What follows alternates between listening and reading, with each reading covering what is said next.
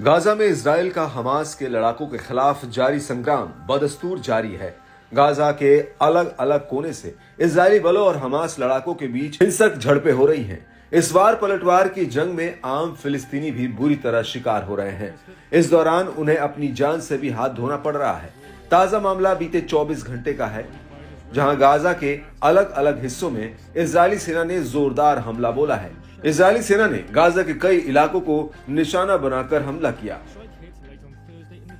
दावा है कि इजरायली स्ट्राइक में कम से कम 50 फिलिस्तीनियों की जान चली गई। ज्यादातर लोगों की जान शनिवार को गई, जिनमें से 10 फिलिस्तीनी गाजा शहर में आवासीय भवनों के खिलाफ इजरायली हमले के दौरान मारे गए। गाजा के तटीय इलाके में अल बुरीज रिफ्यूजी कैंप में एक घर पर इजरायली हमले से 5 और लोग मारे गए, जिनमें एक पत्रकार और उनके परिवार के सदस्य बताए जा रहे हैं। इस बीच गाजा की सिविल डिफेंस ने बताया कि पिछले अक्टूबर से कम 90 सदस्य मारे गए हैं, जब इजराइल ने पूरे इलाके में अंधाधुंध हमले कर बाकी इलाकों की तरह यहां भी नरसंहार मचाया। इसके अलावा इजरायली युद्धक विमानों ने सेंट्रल गाजा में डेर अल बलाह शहर के पश्चिम में अल डोरा स्टेडियम में भी जमकर धावा बोला।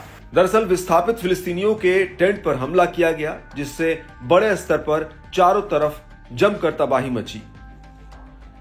कई लोगों के बुरी तरह जख्मी होने की खबर है। इजराइल सेना ने हमले के पीछे हमास लड़ाकों के इलाके में छिपे होने की आशंका जताई थी।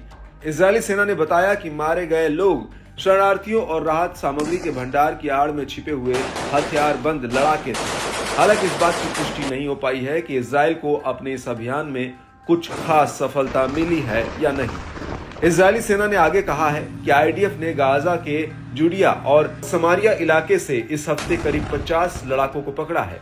ये लड़ाके हथियारों के साथ छिपे हुए थे और इजरायली सेना पर हमले का मौका तलाश रहे थे। वहीं लेबनान के बाद गाजा में शांति के दौर को वापस लाने के लिए मिस्र, कतर और अमेरिका ने एक बार फिर से गाजा में युद्ध विराम की कोशिशें तेज की है। हालांकि उनकी कोशिशें कब अपने अंजाम तक पहुंच पाती है, ये देखने वाली बात होगी। इस बीच यूएन की एजेंसी यूनिसेफ के कार्यकारी निदेशक ने गाजा युद्ध पर बड़ा बयान दिया है।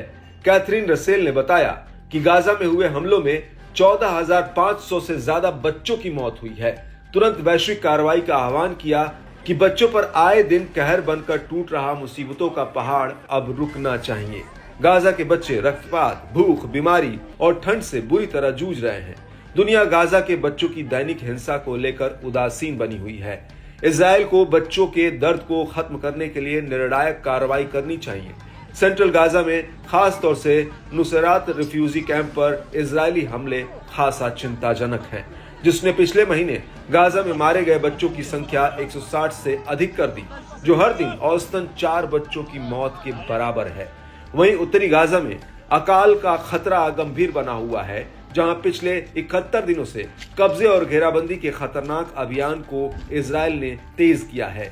यह हालात गाजा के लोगों के लिए बहुत चिंताजनक है।